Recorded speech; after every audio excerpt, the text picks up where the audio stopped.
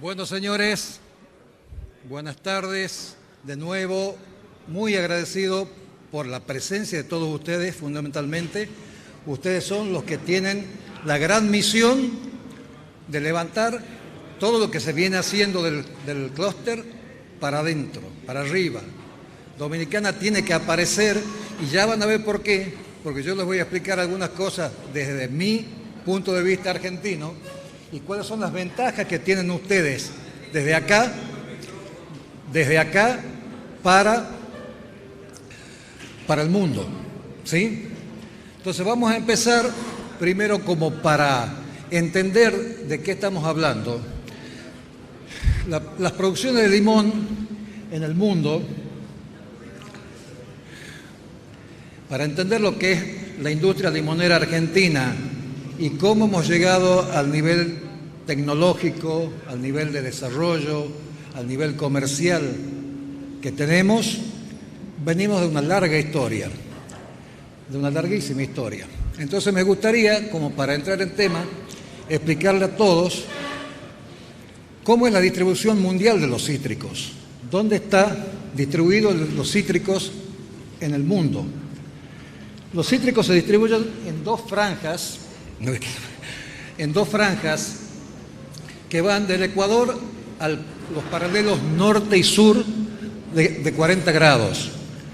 En esas zonas se desarrollan la mayoría de los cítricos cultivados por el hombre desde tiempos remotos. Pero sin embargo, las producciones de interés comercial donde los cítricos manifiestan sus mejores rendimientos, sea porque se les da la condición climática, de suelo y de manejo, están en dos áreas más estrechas todavía, ¿sí? Entre 20 y 40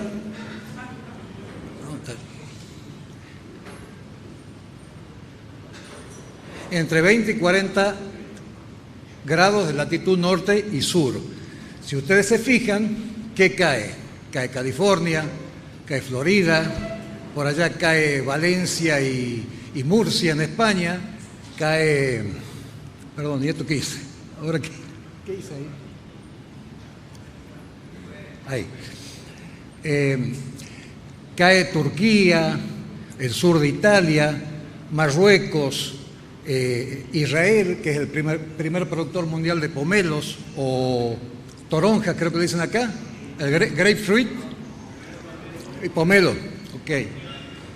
Y en el sur tenemos toda la parte sur de Sudamérica, valga la redundancia, que es Chile, que alguien me preguntó el otro día, ¿Chile produce cítrico? Sí que los produce y los produce con muy buena calidad. Argentina y el sur de Brasil, que es la zona de Ralfo. Sudáfrica, muy importante productor que está entrando últimamente en el mercado, con muy buena calidad también, y el sur de Australia, la zona de Melbourne, de Sydney y alrededores. ¿Y por qué están distribuidos ahí los cítricos? Eso no es caprichoso ni es al azar. Ahí se distribuyeron mundialmente. Pero ellos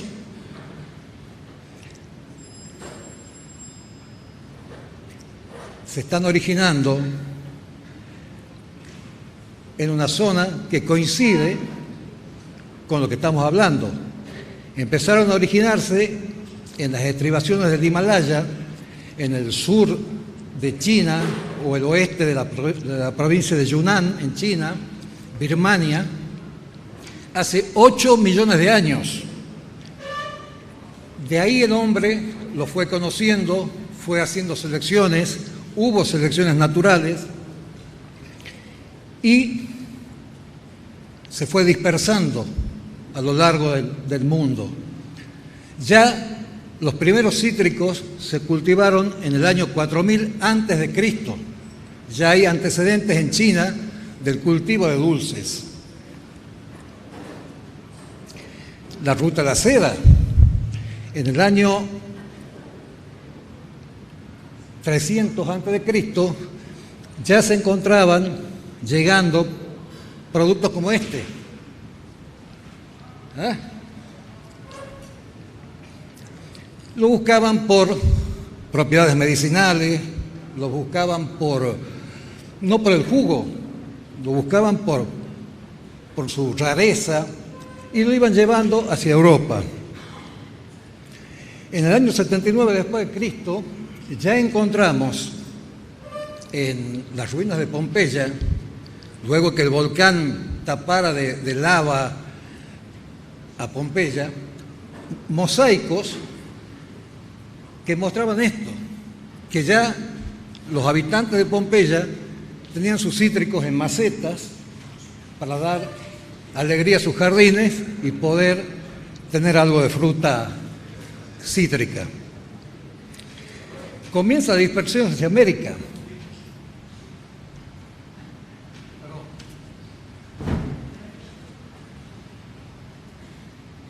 Con la conquista. En el segundo viaje de Colón, año 1493, llegan los primeros cítricos a América. ¿Y a dónde llegan? A la isla de la Española. Las primeras semillas llegan a la isla de la Española.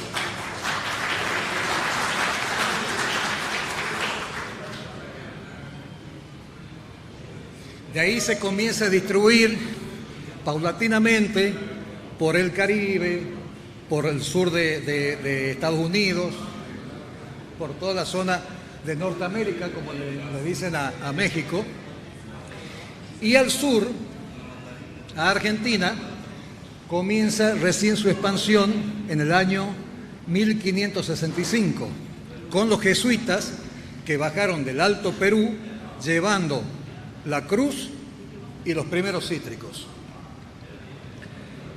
Vamos a la parte más aburrida de esto, que es la estadística. A mí cuando estaba en la universidad no me gustaba la estadística, pero esto muestra un poco cómo después del año 1500 y con una evolución de la citricultura argentina que empieza allá por los años fines del siglo XIX, principio del XX, 1870, vinieron colonos. Argentina era como fue en algún momento Estados Unidos y Nueva York, que entraba mucha gente de afuera, entraron muchos colonos italianos, muchos colonos españoles, que traían ya la cultura de los cítricos.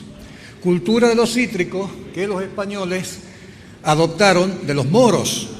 Y si alguien fue alguna vez a España, verá que los jardines de la Alhambra y los jardines están con cítricos. Y ahí fueron también los moros los que lo introdujeron por el lado de España. Esa evolución fue muy paulatina, les estoy hablando de principios del 1800, 1900,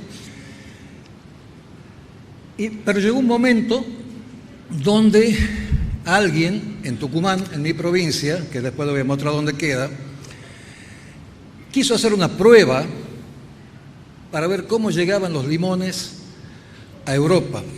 Y esa era una prueba muy pequeña, 20 cajas de 20 kilos cada una, con limón. Año 1970. No estamos tan lejos. Yo ya existía. Con tan buen resultado, y en una época donde no había cadena de frío, había grandes problemas para llegar a los puertos. Tucumán está a 1.300 kilómetros del puerto de Buenos Aires. No había camiones refrigerados, había camiones que iban al rayo del sol. No había containers refrigerados como hay hoy, no había reefers, eran bodegas de barco que con suerte se ventilaban con el agua, con el viento del mar. Y aún así, esa primera producción de 10 cajas, llegó en perfecto estado a Europa. Eso fue hecho en la institución que les nombré hace rato, que se llama la Estación Experimental Agrícola de Tucumán, que es una institución que se fundó por una persona, un filántropo que tenemos ahí, que dijo: yo quiero que en Tucumán se fomente la agricultura y puso un gran capital para que esa institución se llene de técnicos, investigadores y se mantiene, como les dije, con fondos de los productores. Es una institución semioficial, pero mantenida con los productores. Yo un poco, hay gente del gobierno, del SENASA, de la parte de fitosanidad todavía, ¿alguien? ¿O ya se fueron? Allá. No, digo por lo siguiente. Mucha de la actividad argentina de los citrus fue hecha con el hombro y la espalda del productor. Nunca, y hasta el día de hoy, tenemos subsidio del Estado. El Estado nos sirve y nos ayuda mucho con el tema del control fitosanitario. Tenemos un instituto que se llama INASE, que es el Instituto Nacional de Semillas, que es el que ve toda la parte y libera toda la parte de semillas y hacen todos los análisis para liberar semillas libres de virus, etc. En experimental tenemos un centro de saneamiento vegetal. Un centro de saneamiento, como tiene prácticamente el doctor Puello, son lugares muy amplios para poder contener árboles de gran tamaño, donde se va sacando permanentemente yemas vegetativas, obviamente, para analizar virosis y otro tipo de enfermedades y recién liberar a los productores. Lo mismo pasa con las semillas. Las semillas también se producen y se licitan a su venta para los diferentes viveros certificados. Es decir, yo no puedo ir a comprar semillas. Le venden semillas a un vivero certificado. Entonces, todo ese tipo de controles hace de que la actividad citrícola vaya sobre un carril de alguna manera seguro. Vamos a esto. Esto está en miles de toneladas. La producción y exportación de limones frescos en Argentina fue en el año 2019-2020, estas son estadísticas de Federcitrus, que también es una asociación a nivel país de productores, de 2.062.000 toneladas, que representa el 21.57% de todo el limón que se produce en el mundo. Y exportamos el 10.46% de lo que se exporta en el mundo, que son 235.000 toneladas de limón en el periodo 2019-2020.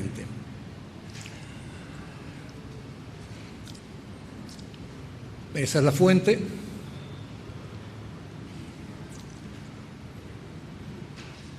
¿Cómo está organizada la producción mundial y la participación de Argentina en el mundo? Observen ustedes que, y estoy hablando de limón industrializado, Argentina produce el 42.86% de la industrialización del limón en el mundo y el 90% del que se produce en Sudamérica. Para eso es importante tener un nivel tecnológico adecuado. Si nosotros no tuviéramos un orden con nuestras producciones, no podríamos llegar a ese tipo de resultados. Aquí tenemos cómo se distribuyen los cítricos en la República Argentina. Tenemos dos grandes regiones, la región del NOA o noroeste argentino y la región del NEA o noreste argentino. El NOA, no sé si se ve bien con ese color, está formado por las provincias de Jujuy, la más al norte, frontera con Bolivia, Salta, Tucumán, eso chiquito que ven ahí, eso que parece el corazón de Argentina, eso es Tucumán, y Tucumán ahí, estoy medio con el pulso, y Catamarca. Y el NEA es la otra parte del país con condiciones agroclimáticas totalmente diferentes, a diferente latitud, con diferentes suelos, con diferente forma de tenencia de la tierra. En la zona NOA son grandes latifundios. Hoy me preguntaban qué cantidad de hectáreas de limón tiene que tener un productor en el NOA. Y hoy no menos de 100. O sea, cada productor tiene que tener 100 como para que justifique.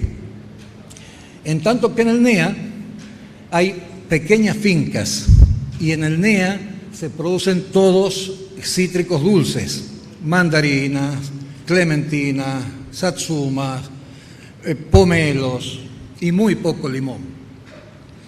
Ese noroeste argentino tiene ventajas y desventajas porque nuestro gran mercado, que está en Buenos Aires, una ciudad de 23 millones de habitantes, recibe toda esa fruta con un flete de 500 kilómetros, es decir, desde Entre Ríos, que es la mitad más o menos, a Buenos Aires hay 500 kilómetros, del norte a Buenos Aires hay 1300. Bueno, ahí están las provincias que les decía. Formosa, la más al norte. Misiones, donde están las cataratas de Iguazú. Son climas muy calientes, llueve, tienen un régimen pluviométrico de más de 1800 milímetros anuales. Corrientes, la capital de la naranja. Entre Ríos, también gran productor de naranja. Y Buenos Aires con dos zonas que se llaman San Fernando y Zárate, que están al norte de Buenos Aires, que son zonas muy frías. Recuerden ustedes que cuanto más bajamos, cuanto más nos vamos al sur, más frío hace. Por eso es que en el norte tenemos limón, porque se da muy bien el limón, y la fruta que necesita un poco más de fresco va para el NEA. Extensión del cultivo en hectáreas.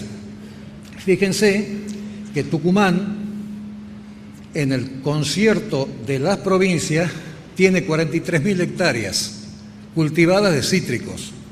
De esas 43.000 hectáreas, que yo lo traduje para algunos de ustedes, que son algo así como 630.000 tareas, un poco más, ¿sí?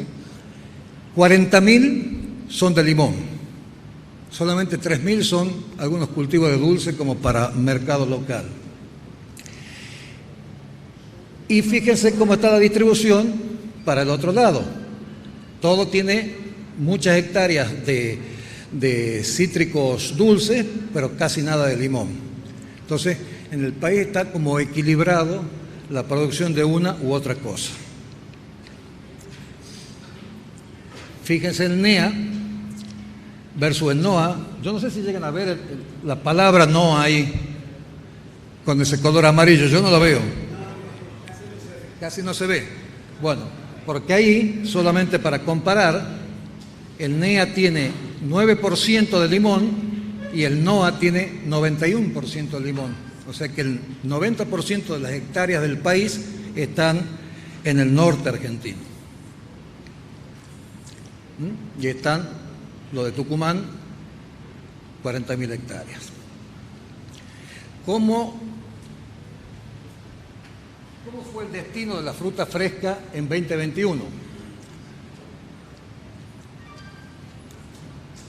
A nivel país se produjeron 2.711.000 toneladas de fruta fresca, que se distribuyeron, y esto es importante, en industria, consumo interno y exportación. Como yo no veo ese amarillo que está ahí, les digo de memoria. Les digo de memoria. Siempre el 50% de la fruta va para industria. Y del otro 50%, algo va a mercado local y el otro va a exportación. Y esto no es un motivo tampoco caprichoso. La calidad que nos exige Europa y los mercados externos hacen de que la selección sea muy ajustada. Pasamos también en esa evolución desde el empaque manual, donde la fruta se seleccionaba manualmente y quienes seleccionaban eran mujeres, porque la mujer desde la evolución tiene la mirada periférica, entonces puede ver mucho más la fruta y puede detectar mucho más los defectos. Porque la mujer, en la época de las cavernas, era la que tenía que quedarse a cuidar las crías. El hombre era el que tenía que salir a cazar. Luego, eso fue evolucionando, nosotros nos nutrimos de varias escuelas citrícolas, pero fundamentalmente tomamos, que es lo que yo un poco hablé también con los colegas, nadie les está pidiendo y les está diciendo hagan lo que hace Argentina, o hagan lo que hace Brasil, o hagan lo que hace México. Tomen todo eso y digan, esto me sirve, esto se puede adaptar acá o esto no se puede adaptar acá. Nosotros tomamos de Israel toda la tecnología de riego y consideramos que nuestras producciones en el norte no podemos tener plantaciones a secano, si bien tenemos precipitaciones que van en mi provincia desde los 800 hasta los 2000 milímetros anuales. Pero este año, por ejemplo, en la zona donde normalmente llueve 2000 milímetros, no está lloviendo nada.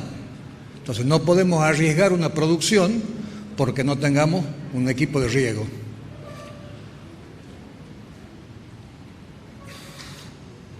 Fíjense, el limón en 2021 solamente fue 1 millón de toneladas nada más que a industria, 237.000 toneladas a consumo interno y solamente 265.000 a exportación. Aquí de nuevo seguramente puse el color amarillo. Industria. El limón todavía más exigente, un 68% fue industria. A consumo interno fue un 15% y exportación el resto, 17%. Disculpen, la otra vez, cuando hago otra presentación no voy a poner ese color amarillo porque no se ve. ¿Qué nivel de ocupación?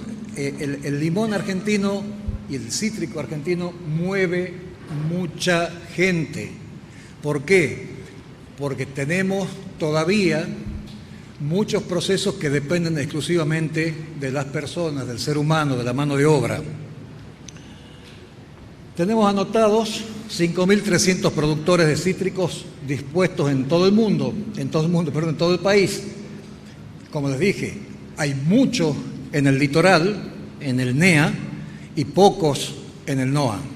De esos 5.300 les diría que en el NOA debe haber 300. Los 5.000 están para el NEA. Tenemos 75 empaques de frutas cítricas para exportación.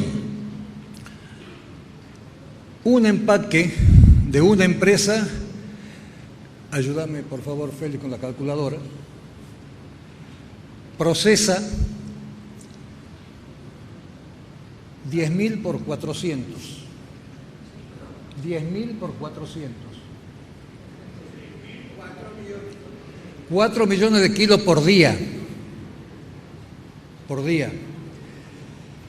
Nuestra cosecha, ya un poco más adelante, se recoge en un cajón, normalmente de plástico, que se llama bin, y recoge aproximadamente 400 kilos. Un cosechero hábil y práctico, que tiene que cortar con tijera, con alicate la fruta, rinde más o menos un bin por día, por jornada de trabajo. Cosechan 10.000 bin por día. Son 10.000 personas que se levantan a las 6 de la mañana, llegan al campo a las 9, comienzan a cosechar a las 11 de la mañana, porque hay un capataz tecnológico que es un higrómetro, y nosotros no cosechamos si tenemos más del 40% de humedad relativa ambiente. Cuando el capataz higrómetro da el ok, esa gente cosecha. Y tiene que cosechar con cuidado, tiene que evitar golpear la fruta, y son 10.000 bin por día, de uno de esos 75 empaques. Es decir, mueve mucha gente. La mano de obra implicada, bueno, tenemos 22 plantas industriales, imagínense, ese 1.000.000 de toneladas de limón va a esas 22 plantas industriales. La mano de obra directa, desglosada como les muestro ahora,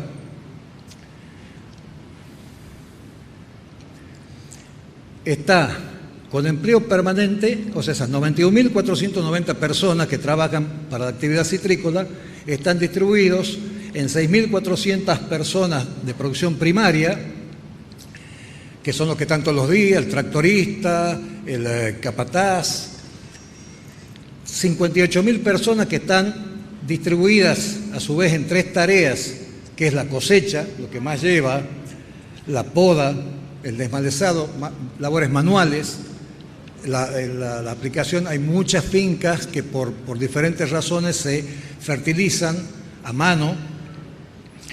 Empleo permanente en empaque 22.000 personas y el empleo permanente en industria 4.600. Son 91.000 personas trabajando directamente.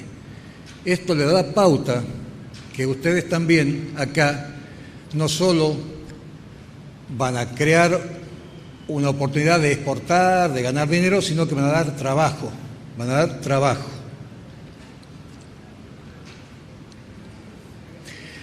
Bueno, aquí un poco quería mostrarles, quería llegar a esto, mostrarles dónde está situada Argentina en el mundo. Estamos prácticamente en el fin del mundo. Ahí estamos en Sudamérica. Segundo de Brasil, es el país más grande de Sudamérica. Y esta es mi provincia, la más chiquita. Tucumán tiene esa fisiografía. Tiene montañas hacia el oeste y llanura hacia el este. Y, por gracia de Dios, está abundantemente regada por ríos que bajan de las montañas. Argentina tiene 2.791.000 kilómetros cuadrados. Tucumán solamente 22.300 kilómetros cuadrados. Eso en hectáreas son 2 millones de hectáreas. Y eso que ven ahí es el cultivo de limones. Es una franja relativamente angosta que no tiene más de 160, 170 kilómetros de largo y no tiene más de 30 kilómetros en su parte más angosta y 40 kilómetros en su parte más.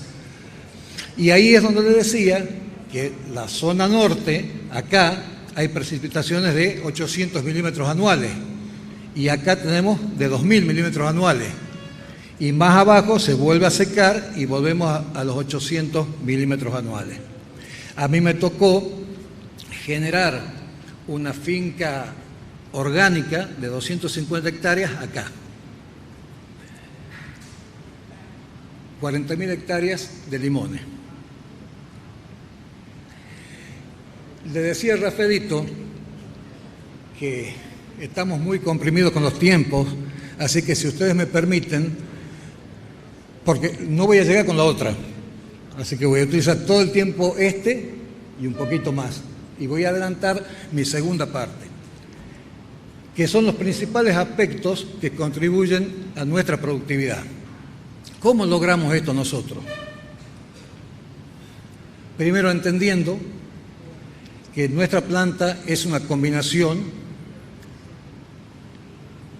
donde buscamos un fenotipo, o sea, que exprese su capacidad genética en interacción con el ambiente. Para ello necesitamos un individuo que esté formado por una copa que se reproduce de yemas. Esas yemas es una multiplicación asexual, agámica, que no implica cruzamiento genético, que no salen los caracteres del papá o de la mamá, no sale rubio ni morenito. Aquí tenemos clones prácticamente, son todos iguales. Y la parte de abajo, como ya todos lo estuvimos viendo, son los pie, patrón o porte injerto que obtenemos de semillas. ¿Por qué buscamos homogeneidad? Porque la homogeneidad de las plantaciones está mucho del costo, porque también, creo que lo dijo Ralfo,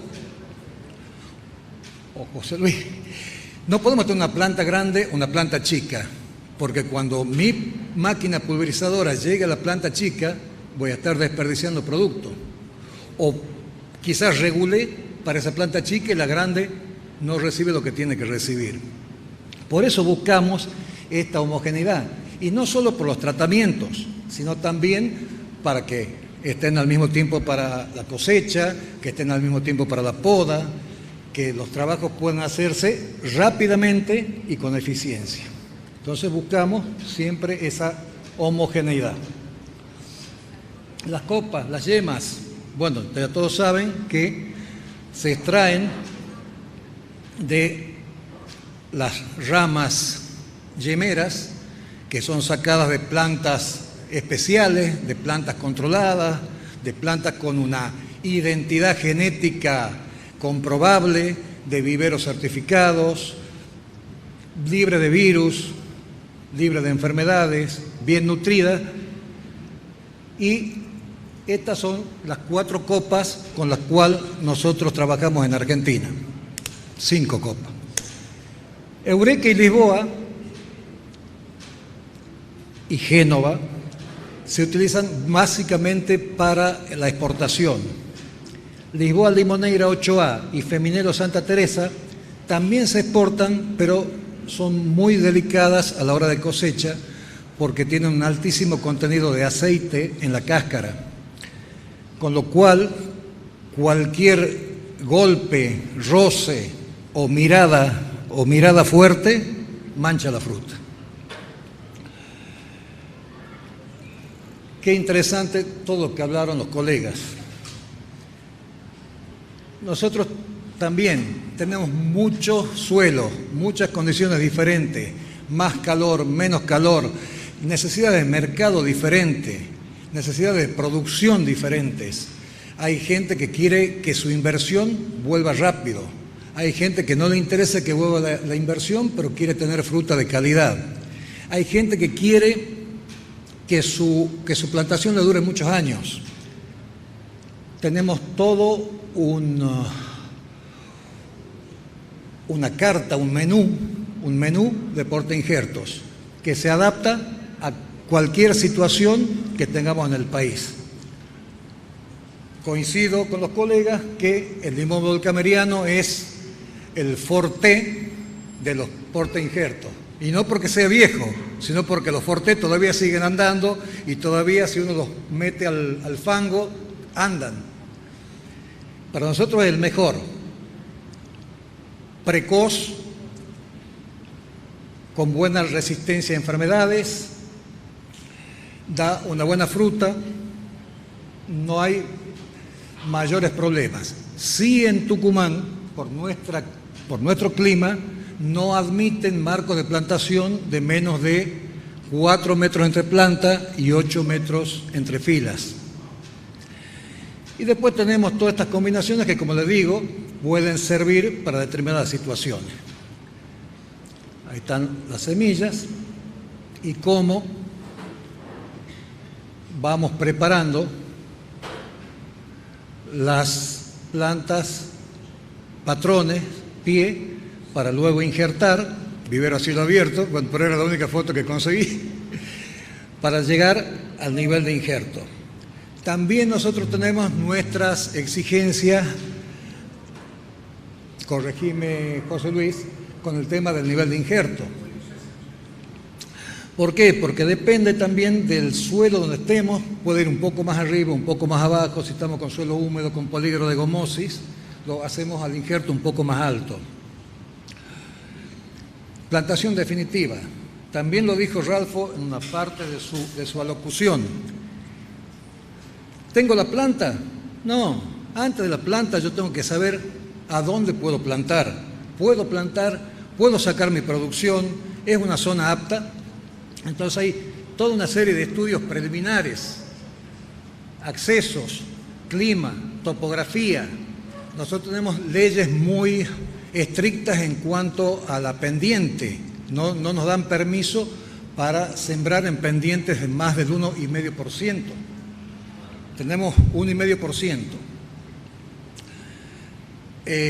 Fuentes de agua. Si yo no tengo una fuente de agua, sea por un río, sea a nivel subsuperficial, no es recomendable iniciar una plantación. Ahora, si yo hago un pozo y no tengo energía eléctrica o no tengo posibilidades de llevar gasoil a donde está el motor, tengo que pensarlo dos veces, porque todo eso va incrementando los costos y al final no sabemos si nos va a devolver la inversión, lo que estamos gastando versus la producción. La preplantación, y ahí voy a quedar. ¿Cómo estamos? Hago esto. La preplantación es, ya con todo el sistema de riego implantado, porque si ustedes ven ahí, ya ven la línea de los emisores.